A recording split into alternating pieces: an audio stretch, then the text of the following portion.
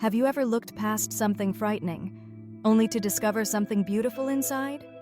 This is the story of a rose, a promise, and a love so powerful it could break a terrible curse. Once upon a time, in a city of lantern-lit streets and whispering chimneys, there lived a wealthy merchant who had 6 children, 3 sons and 3 daughters. Life was kind to them once.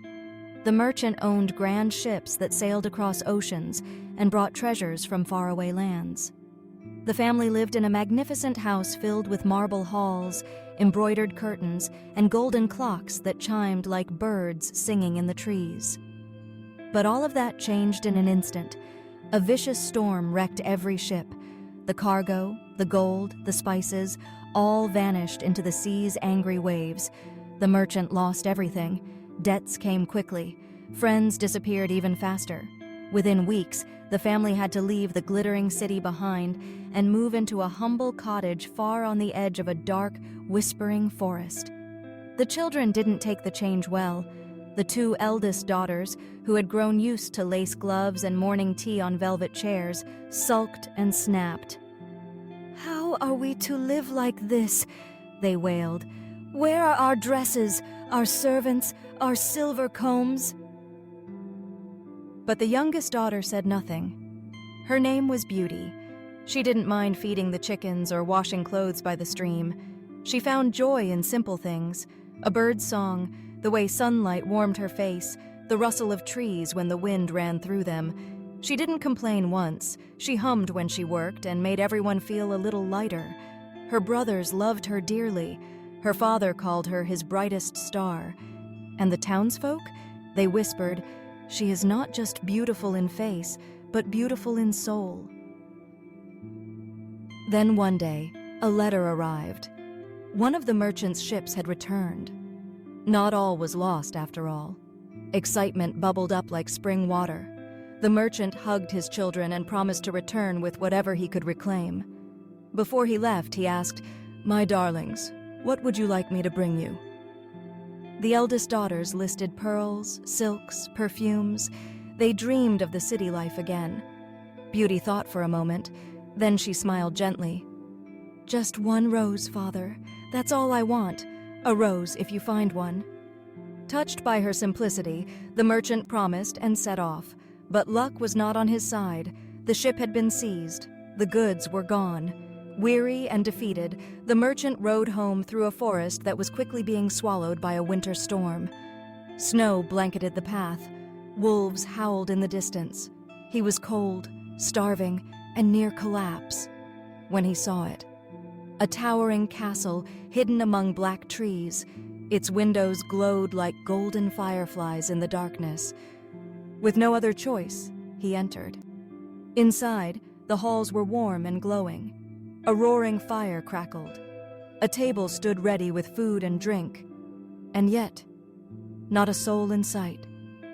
He called out. No answer. Too tired to question it, he ate and slept. And in the morning, still alone, he wandered the palace gardens. To his astonishment, even in the dead of winter, a bush bloomed, heavy with perfect red roses. With Beauty in mind, he picked one. But the moment the stem snapped, a roar split the air. The ground shook, trees trembled, and from behind the thorns stepped a creature so terrifying the merchant dropped the rose and fell to his knees. The beast was unlike anything he had ever seen, towering, fur-covered, with piercing golden eyes that burned with fury. "You steal from me?" the beast growled. "I gave you food, warmth, shelter, and you repay me with theft?" Trembling, the merchant stammered, "Forgive me. The rose was for my daughter. She asked for nothing else." The beast's snarl softened slightly. He paused. "I will spare your life, but on one condition. Send me your daughter in your place. She must come willingly." The merchant could hardly speak, but fearing for his life and unable to see another way, he agreed. He returned home, clutching the rose like a broken promise. His children gathered around. When he told them what had happened, the house fell silent. The elder daughters shrieked. The sons swore revenge, but Beauty stepped forward.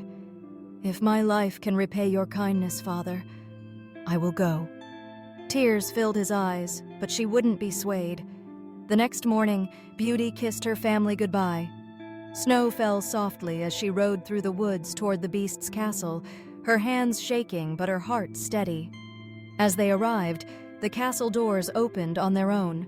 The halls shimmered, fireplaces lit as she passed. It felt like the house itself was alive.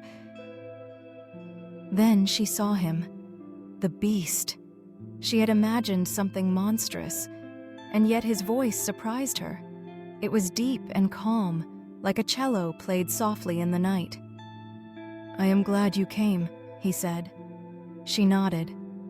"I gave my word." Every evening they dined together. He never forced her to stay. He never frightened her. And every night, as the stars blinked awake above the snowy trees, he would ask, "Beauty, will you marry me?" And every time she would reply, "No, beast, but thank you for asking." Yet something unexpected began to bloom. Days turned into weeks, and fear melted away. She began to see beyond the claws, the sharp teeth. She saw how he listened, really listened, when she spoke. How he gave her a library full of books, a room filled with roses, and time to be free. They walked in the gardens. They told stories. They shared quiet meals by candlelight. And in her dreams, a prince visited her, a sorrowful, kind young man who seemed trapped behind glass. "Do not be fooled by appearances," he whispered each time. "Look with your heart." One day, as she gazed into a magical mirror he'd gifted her, she saw her father, pale, sick, coughing in his bed. Her heart broke. The beast noticed her tears. "You miss him," he said quietly. She nodded. "He's unwell. I want to go to him."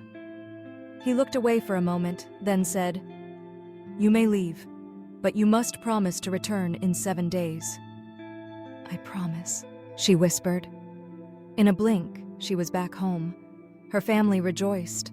Her father wept at the sight of her. The days were sweet, but her sisters, ever jealous, tried to keep her longer.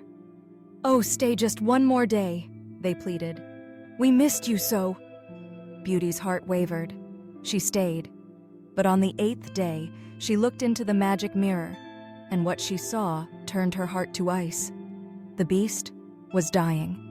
He lay in the garden, eyes closed, body still, roses around him fading into dust. "No!" she cried. "I broke my promise!" Without delay, she rushed back. She ran through the halls, once glowing, now dim. She found him in the garden, barely breathing. She fell beside him. "Please," she whispered, "don't leave me. I've come back. I know now. I love you. You're more than a beast to me. You're the truest soul I've ever known."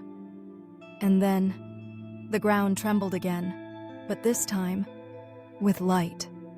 A golden glow wrapped around him. Wind swirled. The castle walls shook, not in fear, but as if rejoicing. She shielded her eyes, and when she looked again, the beast was gone. In his place stood a young man, radiant, with eyes full of wonder and love.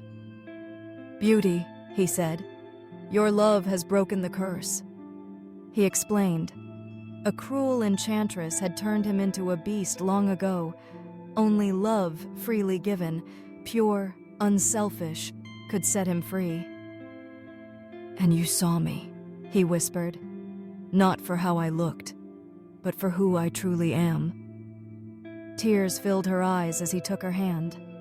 "Will you marry me now?" She smiled. "Yes, with all my heart." The castle awoke. Lights glowed, music poured from the walls, magic danced on every surface.